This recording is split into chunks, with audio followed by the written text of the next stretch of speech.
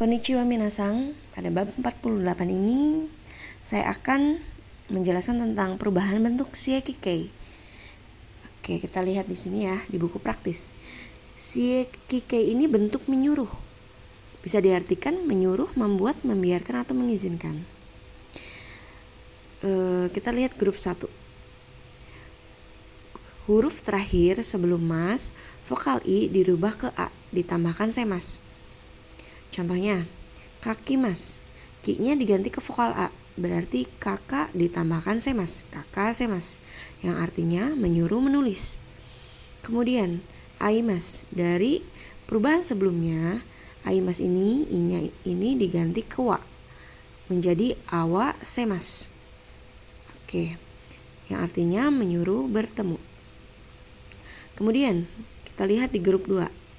Grup 2 ini vokal E, masnya dihilangkan, ditambahkan sasemas. Contohnya, tabemas.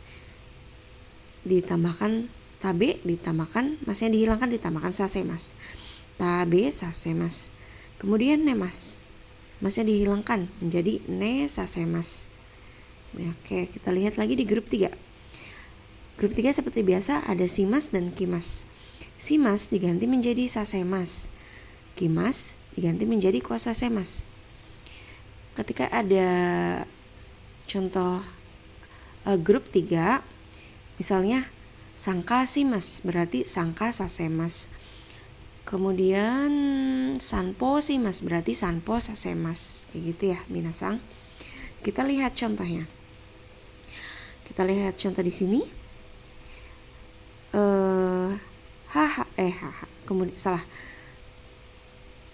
Sensei wa gakusei ni hon o yomasemashita.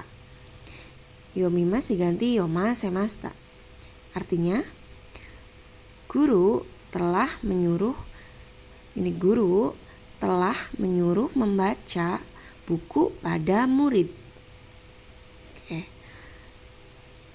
Ketika tidak ada subjeknya, contohnya begini. Gakusei o yomasemas.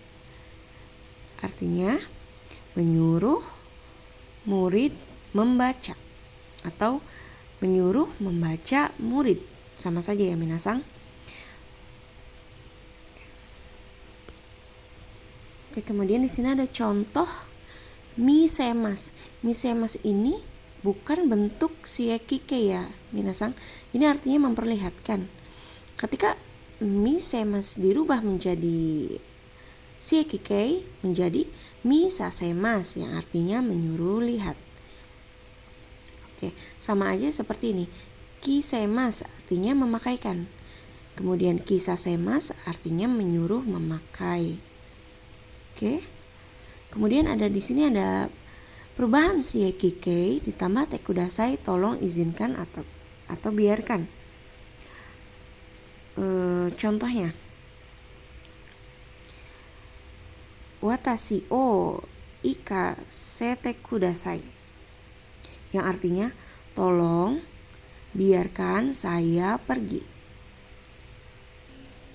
Oke, selanjutnya ada penjelasan di sini kata sifat i atau yoi, artinya bagus atau baik.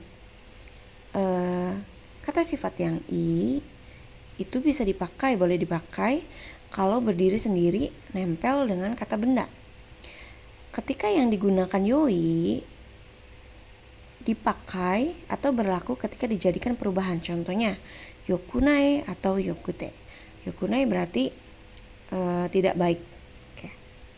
Kemudian di sini ada kalimat injan atau ijanai. Injan itu sebenarnya ijanai.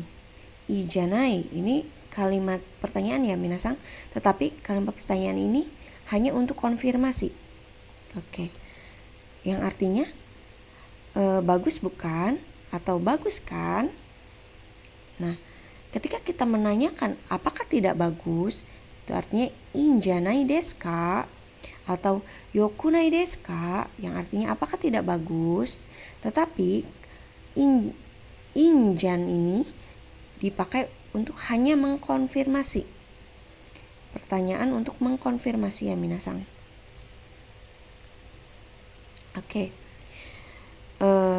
Kenapa kata sifat i pakai janai? Kan kata sifat i pakai janai, bukannya janai itu untuk kata sifat na? Oke.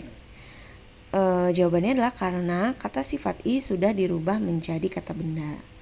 Yang di sini itu perubahan untuk menjadi kata benda. Oke. Kemudian perubahan kata sifat i dan na.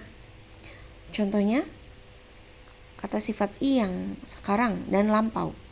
Kata sifat i contohnya yang positif oishi desu, negatifnya taka kunai. Jadi i-nya dihilangkan ditambahkan kunai. Artinya oishi enak, yang negatif taka kunai tidak mahal. Oke. Kemudian yang lampaunya, yang positifnya menjadi oishi kata, i-nya dihilangkan ditambahkan kata. Yang negatifnya taka kuna kata, i-nya dihilangkan ditambah kuna kata. Karena kunai ini kata sifat i juga ya. Kata sifat i juga ya minasang. Oke, terus ditambahkan kata. Oke, kemudian kata sifat na.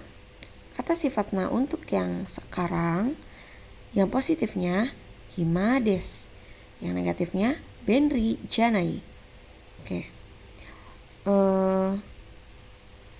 Enaknya tidak diikutkan ya minasang. Oke. Kemudian yang lampaunya yang positif hima desta atau hima datta. Yang negatifnya benri jana kata. Karena jana ini kata sifat i juga ya minasang, i-nya dihilangkan jadi jana kata. Oke. Kata sifat na sama dengan kata benda juga perubahannya. Oke, kemudian di sini ada pola kalimat mada. Mada itu artinya masih atau belum. Jadi ketika mada bertemu dengan te imas, artinya mada positif ya minasang ya, artinya masih. Nah, ketika mada bertemu sama te imaseng yang artinya belum, itu berarti mada yang negatif ya minasang. Oke, contohnya mada yang positif. Mada Indonesia ni sunde imas, yang artinya masih tinggal di Indonesia atau masih menetap di Indonesia.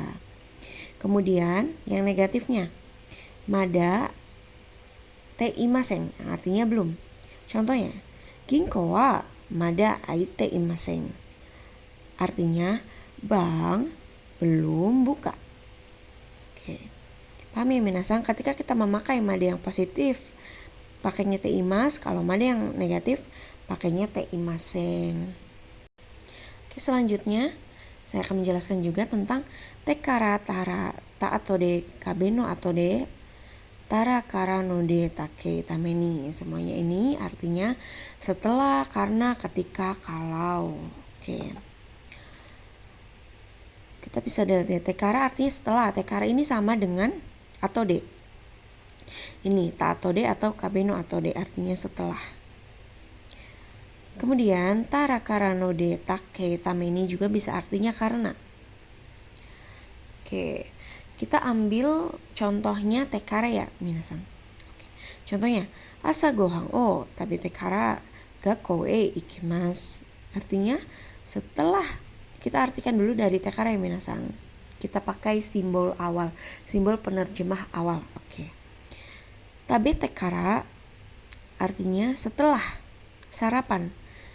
Ini asa gohan o tabete kara, setelah sarapan. Gakkou e ikimasu, kemudian kita terjemahkan dari belakang, akan pergi ke sekolah. Oke, segitu aja minasang penjelasan saya. Arigatou gozaimasu.